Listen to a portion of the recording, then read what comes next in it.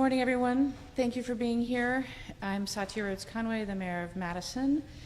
With me are Police Chief John Patterson, Public Works Director Charlie Romines, Director of Planning, Community, and Economic Development Matt Wachter, our Community Development Director Jim O'Keefe, Planning Director Megan Tuttle, and the Director of Traffic Engineering Yang Tao. They will be available for questions after I finish, and I think you're all aware of the procedure, but Dylan will be handling the questions and then we'll answer to the best of our ability. I want to start by again acknowledging that our community is in pain and is divided.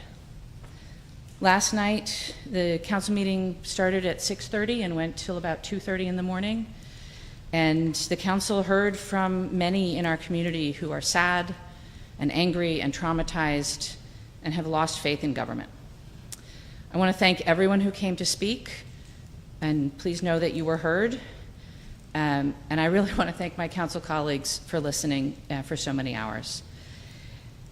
We have also heard from many people that in the Marquette neighborhood who are angry that their neighborhood has had to bear the burden of an illegal encampment which impacted their health and their livelihoods. They too were losing faith in government. And it may surprise you, but we have heard from many Madisonians who think that we have been insufficiently supportive of the Madison Police Department. I say all this to remind us that many things can be true at once, and to emphasize that true change in our community takes time and the interaction of many people across these differences. We need to listen to each other. We don't all agree, but we need to work together to find a path forward. I also think it's important for us to start with some facts. The City of Madison is fully cooperating with the Department of Justice investigation into the police-involved shooting and will fully cooperate with any investigation by the Office of the Independent Police Monitor. But we cannot ignore or override state law. State law dictates how investigations of officer-involved shootings take place, how criminal charges can be filed, and the process for how local police officers can be hired and fired. Many in this community are angry and grief-stricken over Corey Ruiz's life being cut short by the police. Those feelings are completely legitimate, and I feel them too. But as mayor of Madison, I will not condone or accept that the solution is to further divide our community by causing harm to your neighbors and local businesses, harassing bystanders, or setting fires in city streets. None of that will change state law, and none of that can bring Corey back. Yesterday, after 2 weeks of searching for a peaceful resolution to the occupation of Williamson and Baldwin Streets, the City of Madison provided emergency assistance to dozens of unsheltered community members and attempted to clean up the intersection without law enforcement intervention. Most people left voluntarily, many to take advantage of hotel rooms that the city is providing to those who are unsheltered. We will continue to connect those folks to services that are available as we do year-round.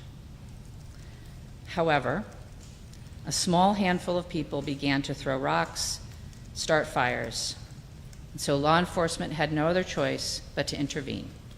This was done with a minimum amount of force and no use of large-scale crowd control measures, contrary to what some folks are reporting online. A small number of arrests were made. The decision to invoke this option was not made lightly and was only made after almost 2 weeks of trying to resolve the situation peacefully and voluntarily with the people occupying the site. I just want to emphasize again that we really tried to lead with other agencies and not law enforcement. And the number of agencies involved, which are represented by some of the folks here today, was incredible. And many of our city staff did an excellent job of de-escalating the situation. Throughout the day, yesterday, the city made ongoing attempts to allow for peaceful protests while maintaining traffic safety and keeping the Willie Baldwin intersection open. Non-law enforcement employees were involved again to help de-escalate tense moments, and the police department also made a small number of arrests throughout the day. Traffic was briefly closed by protests during the night at that intersection and on East Washington. One of the things that we've been saying repeatedly, and I want to emphasize again, is that the city is committed to facilitating a memorial near the Willie Baldwin intersection in ways that also allow traffic to flow. We are ready to coordinate with Corey's family and community leaders on the best way to do that. We have already identified areas in the parking lane that could be used for some type of memorial. I also want to just emphasize again that we, as we do every day, day in, day out, all year long, are providing services to people who are experiencing homelessness in our community. We offered many hotel vouchers to folks that had been experiencing homelessness and in the encampment, and yesterday we did provide buses to take them to hotels. They were also given bus passes if they wanted to go somewhere else. People were offered time to gather their things, and any additional materials like tents or other belongings were cataloged and were available for pickup at Demetral Park. After noon today, if there is any material left, belongings that people need to pick up, they can contact the Parks Division and retrieve belongings through the normal Parks Division process. For any in our community that want to continue offering services and support to the unhoused community, there are so many possibilities to do that. There are many shelters and organizations that would love to have volunteers or donations to help people experiencing homelessness. I want to end by just saying again how deeply I feel the pain that our community is experiencing. We have heard in my office from so many people expressing pain for so many different reasons. We hear you. I acknowledge that pain. And I just asked that we continue to work together in a peaceful way. There is so much work to do to support each other in this community and to make a more just Madison and a more just society. I still believe that we will do better working together than causing more harm and destruction. I very much hope that our community can come together, start listening to each other across difference, acknowledge some of the deep structural issues in our society, and focus on how we move forward. Thank you again for being here, and I'll turn it over to Dylan for questions. Okay, let's start with Nicole from WMTV. Right here. Mayor, it's been 2 weeks now since this incident happened. This is the first time you are making yourself available to the public for questions. Why is it taking you so long to address us? Yeah, thanks for the question. Honestly, for most of those 2 weeks, I've been on the phone or in meetings 12 hours a day, trying to coordinate with staff, touching base with members of the community, talking to the council, and just trying to continue to manage the situation as best as possible. We were putting out daily statements, and it really felt like my time was needed to manage the response. And happy to be here and answering questions today. I'm sure we'll have other opportunities in the future, but crisis response took precedence. Do you now have an updated plan for what's next? I mean, is the National Guard going to be brought in? What is going to happen with getting folks out of this intersection? Well, the last time I checked in, we were maintaining the intersection and traffic was flowing. I think that we will continue to monitor the situation and access resources as we need them. I will say at this point, I think we are managing. But I think actually what's more important is that we think about how to move forward and to start to work on some of the things that the community is asking for. So for example, working on a memorial, working on change at the council level, potentially at the state level. I know that there's work that the police chief has already identified that needs to happen. It's very hard to do any of that work when we're in immediate crisis response. So again, I would ask our community to let's keep the streets open, and let's certainly we invite people to exercise their First Amendment rights, but we need to be able to shift to that longer-term work right now. Okay, Aaron from the Cap Times. Hi, yes, I wanted to ask, you said that the park after noon today, that people would have to go pick up their items elsewhere. There are a few tents that are still there this morning, there are still people there. What is the city's plans for that space? For After noon today? Demetrol? Yes. Jim, do you want to speak to how people can access their things?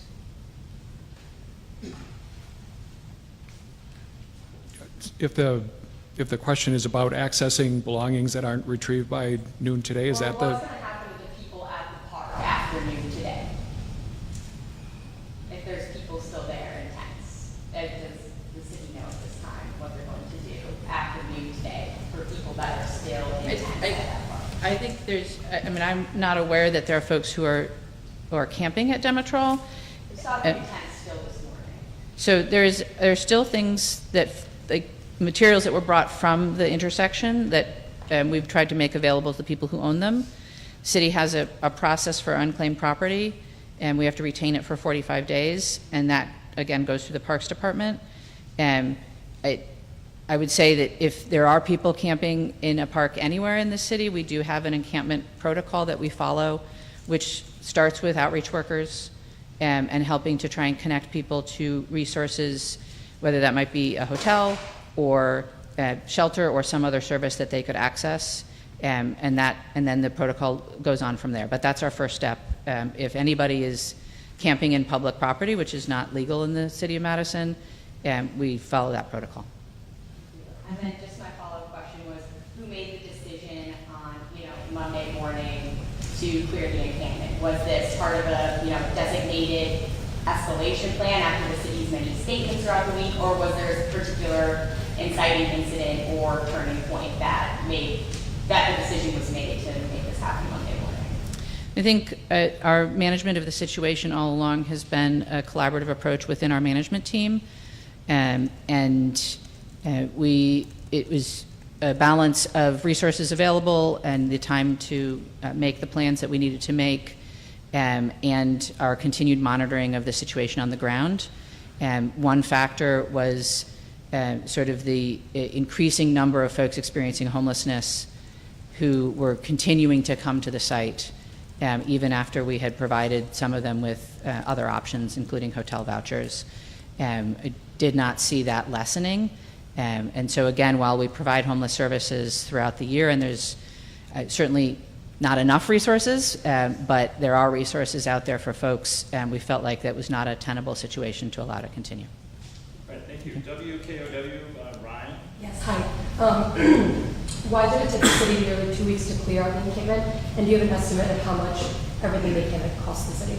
That's a great question. I think initially it was very important for our community to have time to grieve and to express their First Amendment rights. It did transition quickly from what I would describe as a protest or a vigil to an encampment.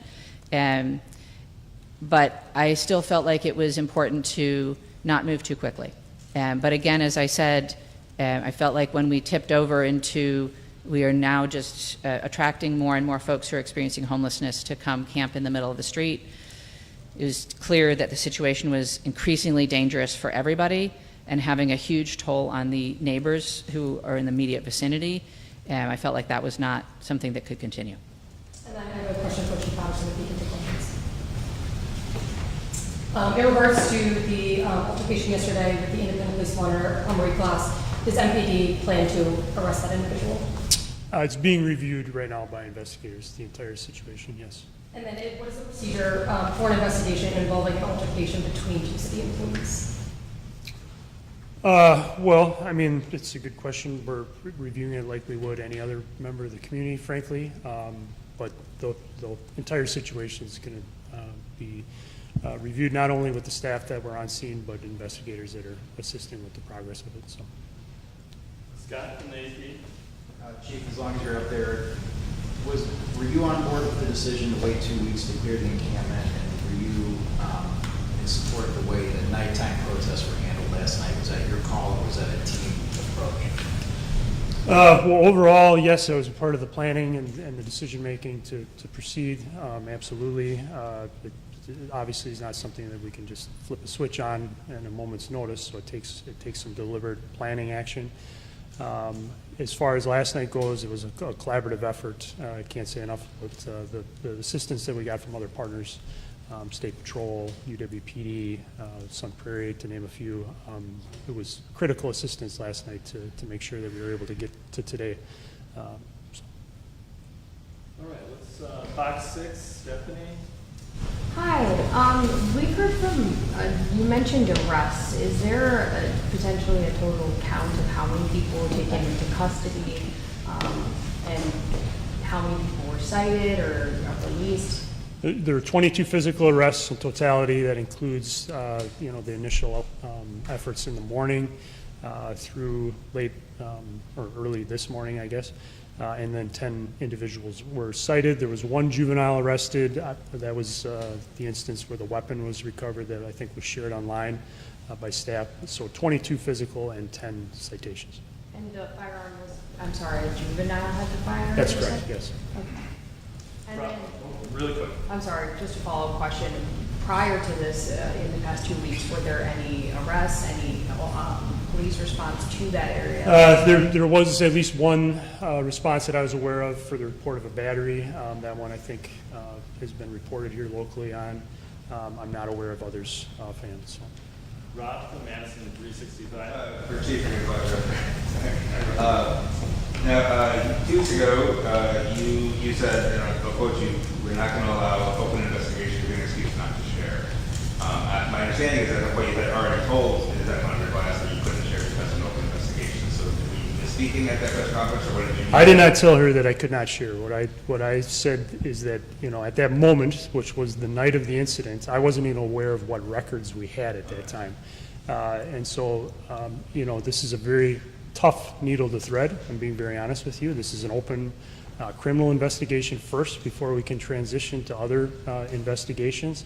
And so this has not been a flat-out denial. It's been a timing issue. It has to first go through DOJ and DCI, and then we can transition to both the IM's investigation and then, frankly, the one that I'm going to have to be responsible for internally.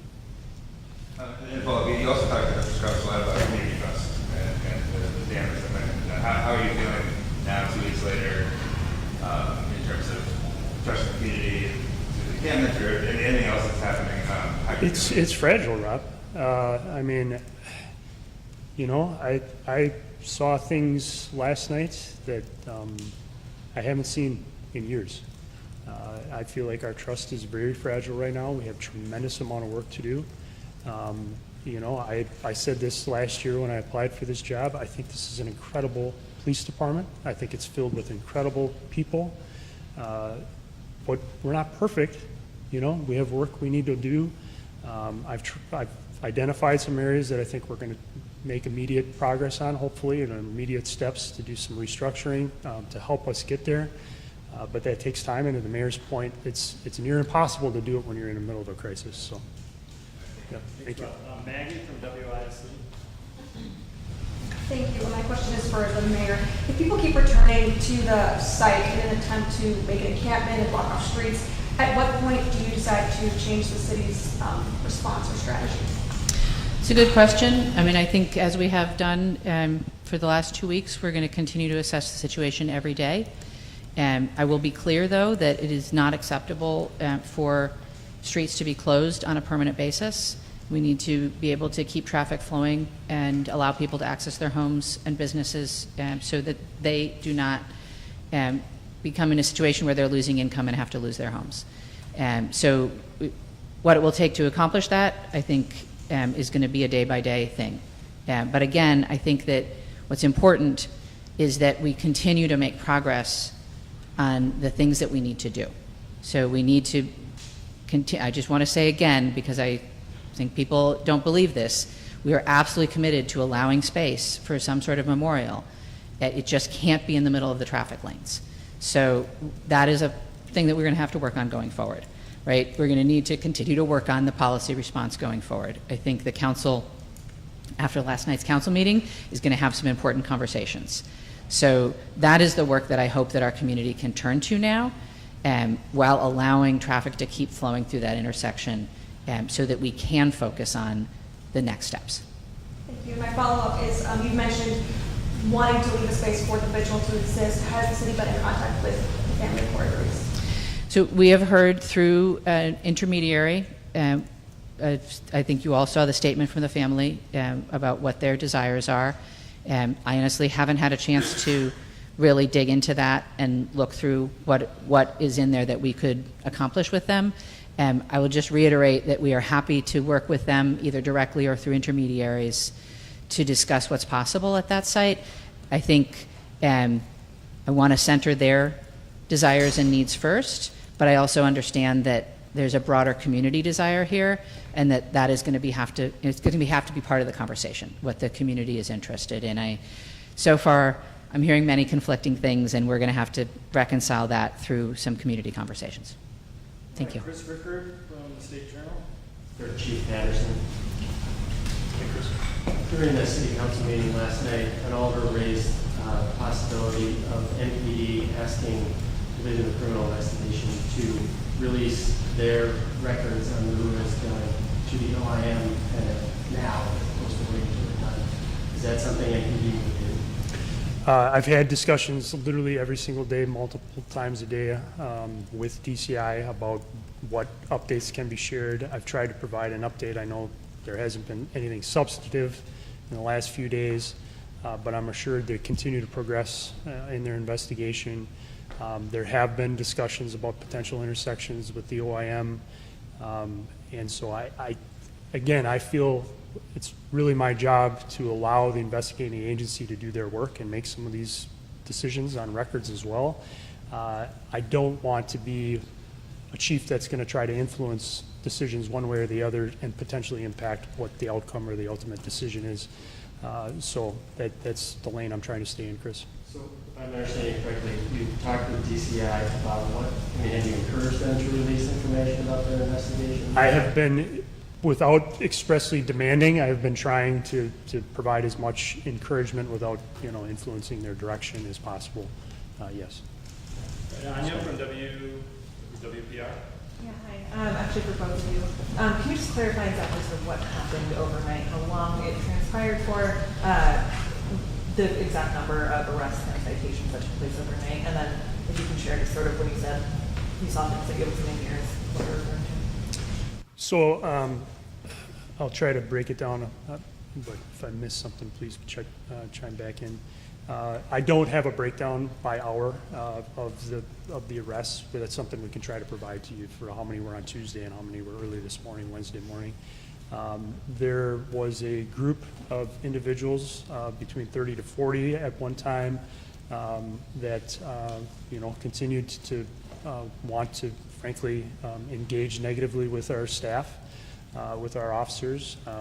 Our police officers, frankly, for hours stood there and took profanity, insults, yelling, really challenging moments, I think, were experienced by them.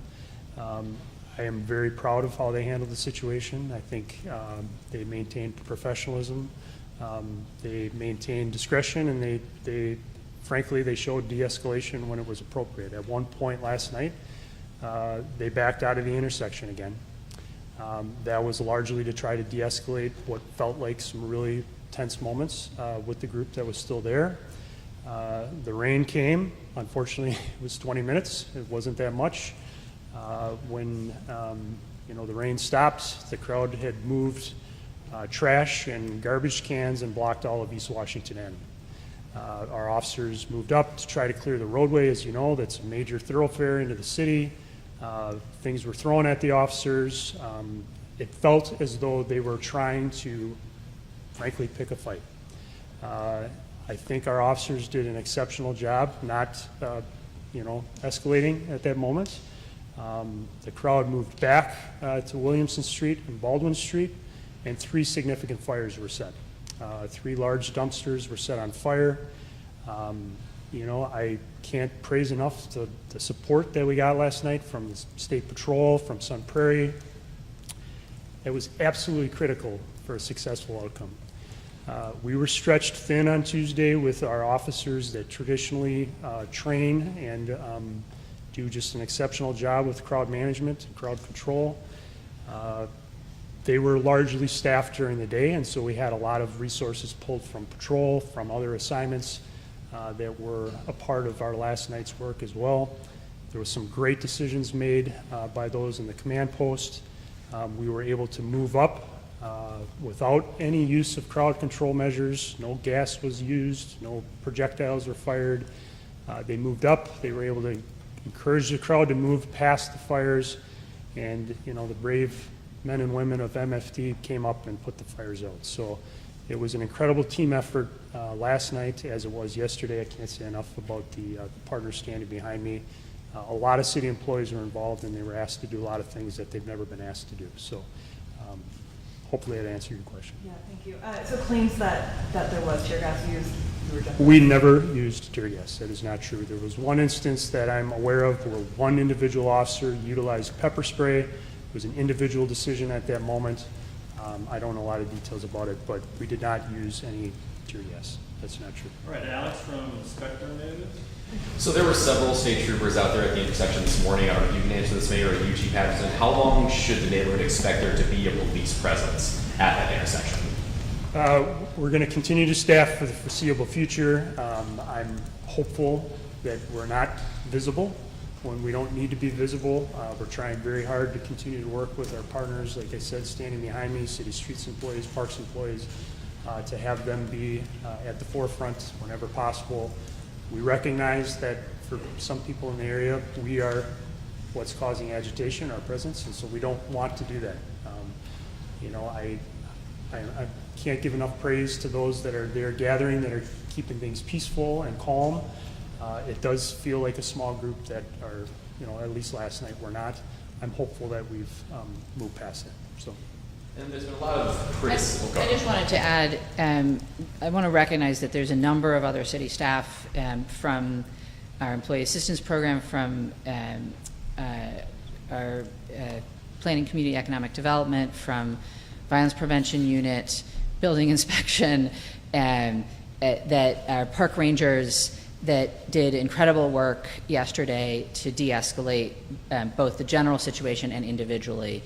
One of the things that has been a priority for me, the chief said that often the presence of police officers is part of the escalation, and so we have tried very hard to limit police response to what's necessary and to use other city staff. It is stretching their capacity as well. It's definitely other duties as assigned, but I want to really appreciate the work that they have done, and I'm hopeful that we're going to be able to continue to use those kind of folks who can de-escalate situations as much as possible going forward. And then my follow-up is, there's just been a lot of criticism about how the city has handled this entire situation over the last couple of weeks. Why should the public still have faith in city leadership moving forward? Well, there has been a lot of criticism. Everybody has an opinion on what we should do. I think that few folks recognize the constraints that we operate under. And as I started with this morning, there are people who wish that we had come in on day one and stopped all of the protests and never let an encampment happen. And then there are people who wish that we would let that encampment go on for months and months and months. So yes, there's a lot of people who don't think that we've done the right thing, but they all think that we've done the wrong thing for different reasons. This is part of the business of being in government. You cannot please everyone. And so we collectively have to do our best to, yes, listen to our community, but also make the best decisions we can in the moment with the information that we have, prioritizing following the law, public safety, and then trying to do the best we can to take care of our community. Zoe from the Wisconsin State Journal. For the hotel vouchers, I was wondering if you have an updated number on how many vouchers were offered, how many were accepted, how long they're valid for? Through the course of the last approximately a week, we have placed 70 individuals, most of them singles. There are a handful of families into local hotels. 40 of those occurred either the day of yesterday's operation or the evening before. But we have been responding for quite some time to the mayor's desire to do what we can to relocate people who are willing to leave that site into better and safer accommodations. So the total number is 70. They've been offered hotel stays for up to a week. And most of them that were offered, perhaps not initially, but by the end of the day yesterday, anybody that was on site that was looking for alternative accommodations were able to get them. And once their stay is up, are there any plans that they offer and continue support as they transition out of the hotel? Well, so we are, I mean, there is an element of the unhoused population that is unsheltered at any given time. We have systems in place. We have local partners that continue to work with them. That work is ongoing. Those partners have been part of the work that we have done in the Willie Street area. So we will continue to do what we have done in the past, and that is to do everything possible to connect people with available resources. And those available resources can range from anything from shelter accommodations, and we've made a great investment in strengthening shelter systems in this city. We're less than a month away from opening a state-of-the-art shelter for unhoused men. We're investing $12 million a year to expand the supply of affordable housing. So there isn't a single answer. There isn't a simple answer, but this is all part of the ongoing work that the city's involved in.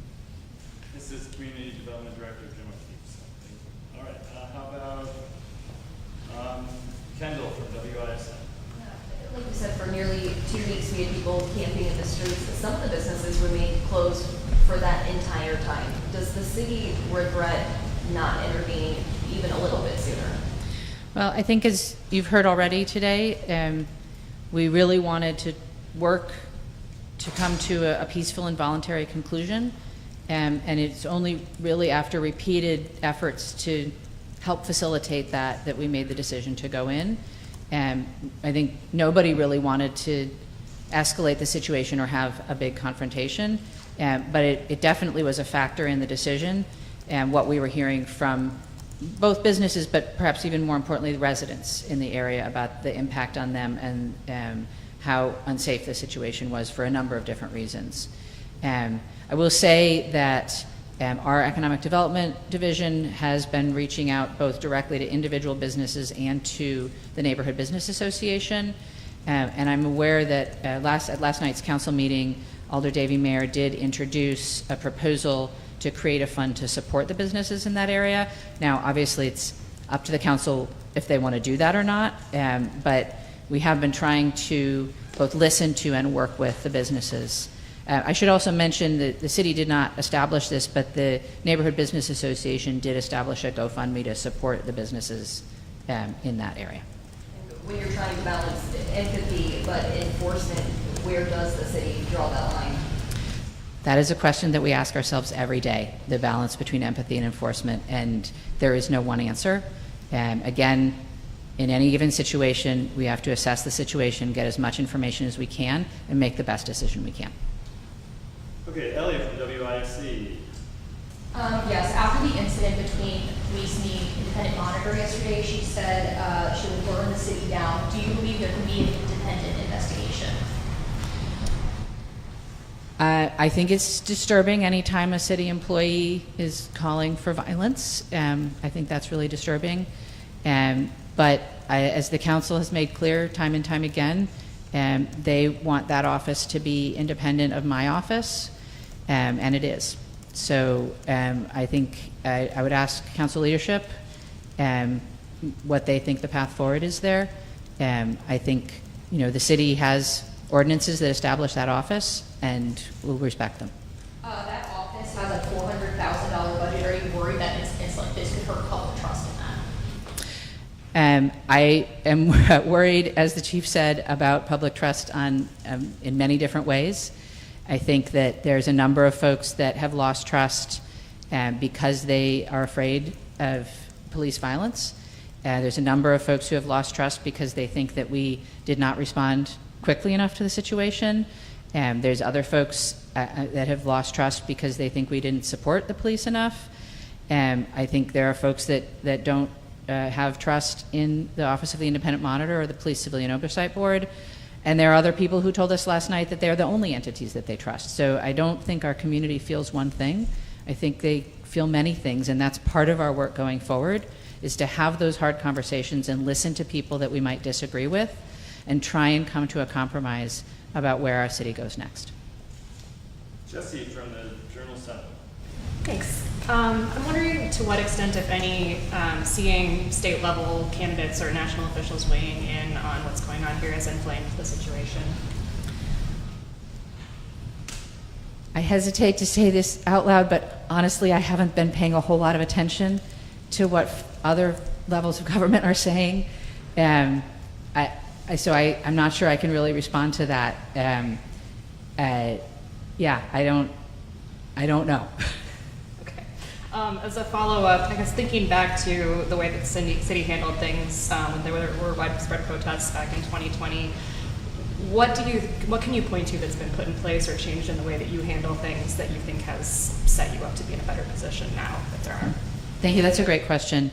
I think we learned a lot of really hard lessons in 2020, and we have tried to implement what we learned. I think the number one thing that I would point to is that I learned is that while I think we have a great way of protecting First Amendment rights in the city of Madison, when the thing that people want to express their opinions about is the police, that it is less effective to have the police involved in managing that. And so in the early days when folks were marching and having vigils, and we tried to really manage those situations and keep everybody safe using a non-law enforcement presence.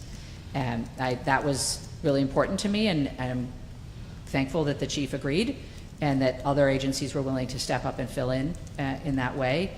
I think you've heard us say that again and again, that we did not want to lead with law enforcement, and we wanted to do our best to de-escalate each and every situation. That is probably the biggest lesson that I took from 2020. And I think it is stretching city government to figure out how to do that even better. I haven't really had time to process lessons from the past 2 weeks yet, but I do think that we are going to have some conversations about what kind of training a broader array of city staff need in de-escalation techniques, and make some plans about if we do not want to use a law enforcement response, what our other options are. Yeah, hi. I am hoping that you can address some of the comments that the independent police monitor said. She's made claims that you guys have tried to get rid of her office. She said after that video where she said she wanted to burn the city down, she said that they wanted to do this to me. And she's also simultaneously asking for more money to go to her office. So I'm hoping you and the chief can respond to, have you wanted her office to disappear, and have you been out to get her, for lack of better words? Absolutely not. I mean, I believe in civilian oversight of the police. That's something that in 2020 we started to work on in my office. The council made it clear that they wanted to control that process, and they did. I think we've been clear that when it is legal under state law, we'll share whatever information is requested for that independent investigation. It has been, I think it's fair to say, a rocky road for that office. The city is under continuous budget pressures, and there have been budgets where I've asked every office to offer up savings or cuts. True of that office, but true of many other departments as well. I don't think that we have perfected civilian oversight in the city of Madison yet. I think that's an ongoing conversation. The council had heard from many, many people last night what their opinions are on that, and I know that they're going to have continued conversations going forward. But I think one thing that has been clear to me since 2020 is that the council feels like it is their role, not mine, to figure this out. Well, as a follow-up, her office, as well as other several nonprofits, are asking for 1 to potentially 5% of the police budget. They weren't really clear on how much they wanted exactly. I'm wondering if the chief can weigh in on what that would mean for his office, as well as what that would mean for public safety, if that request was met. Well, I think when we're talking about the city budget, the most important thing to understand is that because of the incredibly strict limits placed by the state legislature, this year for the 2027 operating budget, our cost to continue, our cost to do what we are doing today is $7.2 million over the expenditure restraint limit. So just to have a budget where we do not lose further state aid, we would have to cut $7.2 million from the city budget. So that is the context for any conversation about budgets going forward. The council and I are going to have to make some really hard decisions, and hopefully we can find solutions that don't harm any city services. But I'm not prepared to say that we can increase funding to any agency until we solve that problem. And I think that should be the focus of any conversations about the 2027 budget, is how we are going to comply with state law and deal with the incredibly strict limits that the state legislature has placed on us. So you would support giving the independent monitor's office 1 to 5% of the police budget? At this point in time, I'm not able to say that I would support any increases in any agency until we can solve that problem. And we have just received the agency requests and proposals for cuts.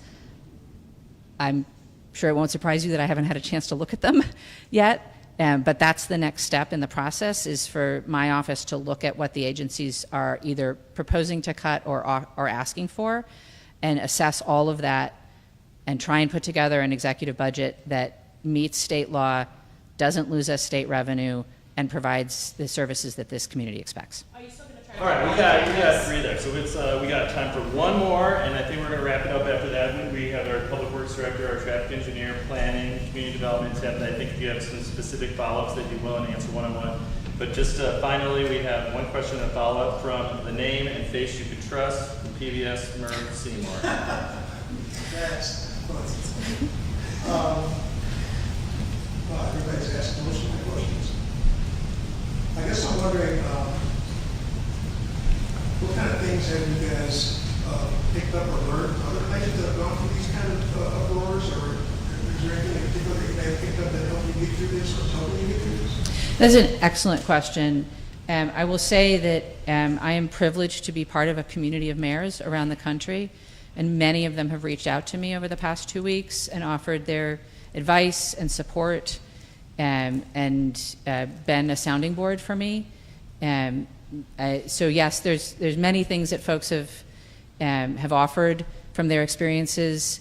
I did specifically, I've talked to the former mayors of Louisville and Minneapolis. The current mayor of Minneapolis has been in touch, and they have offered a whole list of their experiences mostly and what they learned, in hopes that I could then learn from it as well.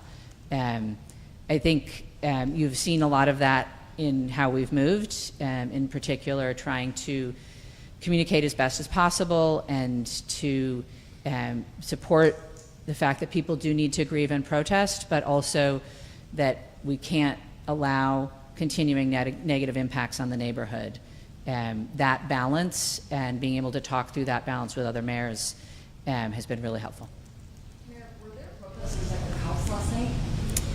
I'm not aware of any protesters that were at my house last night. Okay. Do you have a response to criticism from people and calls for your resignation? No. All right, thank you everyone, really appreciate it. Thank you all. Like I said, we have a few folks gone.